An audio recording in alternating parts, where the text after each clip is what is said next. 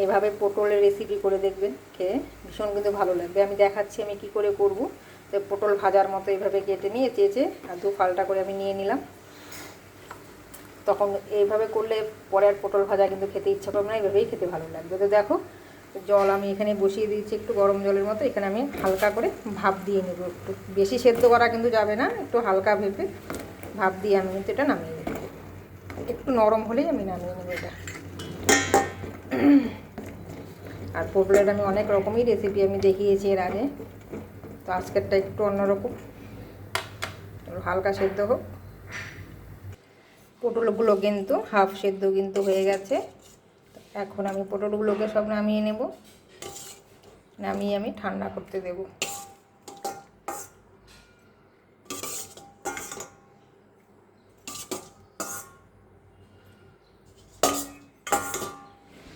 সব পটল আমি নামিয়ে নিয়েছি।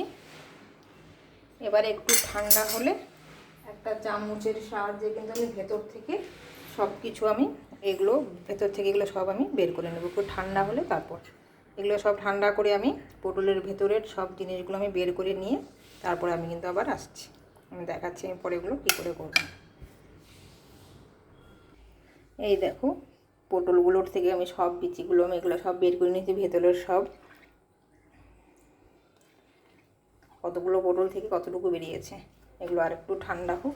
আর এখানে দেখো মশলা করছি, এখানে লঙ্কা, আদা আর হলো একটু পোস্ত আর এই যে পটলের ভেতরের যে জিনিসগুলো আছে এগুলো একসঙ্গে আমি এটাকে এখন বেটে নেব। আজকে নিরামিষ হবে তো তাই রসুন টসুন ব্যবহার করিনি, আমি নিরামিষ করেই করছি এই রেসিপিটা।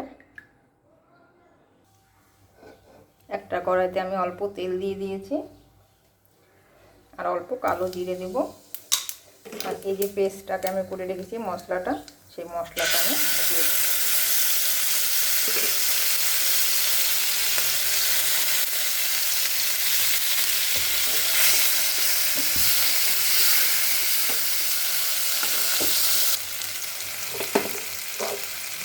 এখানে একটু সামান্য লবণ আর অল্প হলুদ দিয়ে এটাকে আমি কিন্তু একটু ভালো করে ভেজে নেব। একটু মিশিয়ে দিতে হবে, একটু পরে দিচ্ছি। আর এখানে আমি একটা ব্যাটার তৈরি করে নিই। এখানে আমি একটু চালের গুঁড়ো নিয়েছি, আপনারা চাইলে বেসনও নিতে পারেন। হলুদ, লবণ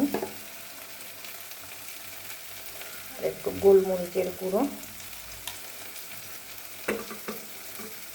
এগুলো সব একসঙ্গে করে আমি একটা ব্যাটার তৈরি করে নিই।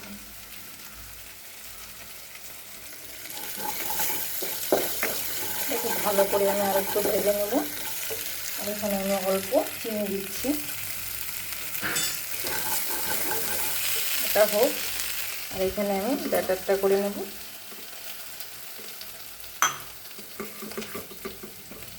একটু ঘন করেই করবো এটা।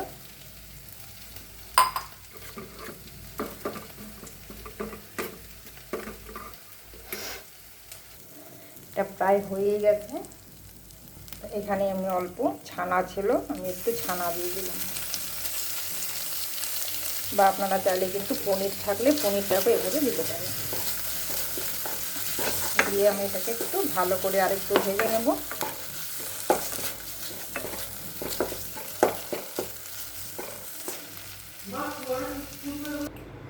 দেখো পুরটাকে আমি ঠান্ডা করে নিয়ে এসেছি। আর পটলগুলোর মধ্যে না এইভাবে ভরতে লাগে। কেউ যদি পটল খেতে নাও চায় একবার এভাবে কিন্তু ট্রাই করে দেখবেন, এটা কিন্তু ভীষণ। এইটা তো আমি নিরামিষ করে করলাম, আপনারা চাইলে কিন্তু এটা আমিষ করেও করতে পারেন। চিংড়ি মাছের মশলার পুর ঢুকিয়ে দিয়েও করতে পারবেন।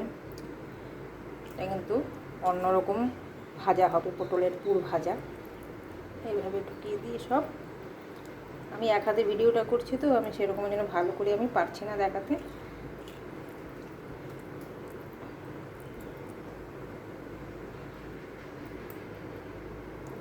এরকম করে পুরো সব কটার মধ্যে দিয়ে কড়াইতে আমি তেলও গরম বসিয়ে দিয়েছি, ভালো করে ধুয়ে। আর এক একটা করে পুর এইভাবে নিয়ে উল্টে পাল্টে ব্যাটারের মধ্যে চুবিয়ে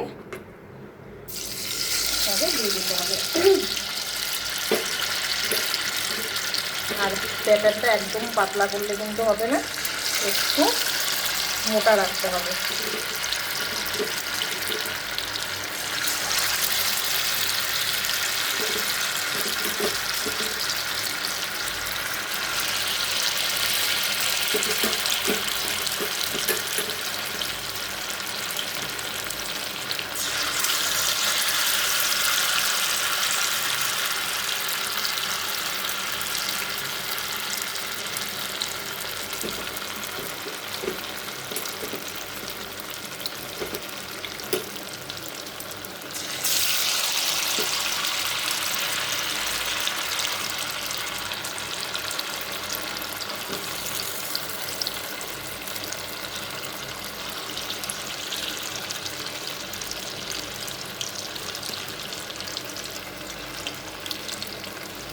ব্যাস, এটাকে ভালো করে উল্টে পাল্টে আমি এখন ভেজে নেব।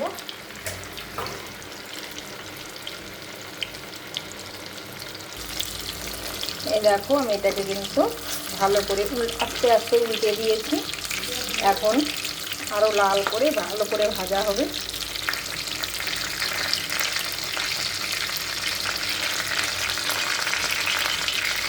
এগুলো করে কিন্তু ভালো করে পুর করে ফ্রিজে রেখে দেওয়া যাবে, যখন খাবে গরম গরম ভেজে দিতে হবে, ঠান্ডা হলে কিন্তু একটু ভালো লাগবে না। তো আমি এগুলো সবগুলো পুর ভরে আমি রেখে দিয়েছি, আর এখানে ভাজা হচ্ছে। সবগুলো পটল কিন্তু আমি নামিয়ে নিয়েছি, এরকম লাল লাল করে ভেজে ব্যাস নামিয়ে নিয়েছি। আমার ভিডিও কেমন লাগলো এভাবে কিন্তু আপনারা একবার করে খেয়ে দেখতে পারেন। তো ভিডিও যদি ভালো লাগে অবশ্যই লাইক কমেন্ট শেয়ার করবেন, আর ইউটিউব চ্যানেল থেকে দেখলে সাবস্ক্রাইব করে পাশে থাকবেন। একদম মচমচে হয়েছে, একদম পুরো ভরা পটলের রেসিপি। তো চলো আজকে আমি এখানেই শেষ করছি। আমি অন্যদিন আবার আসবো অন্য ভিডিও নিয়ে। নমস্কার।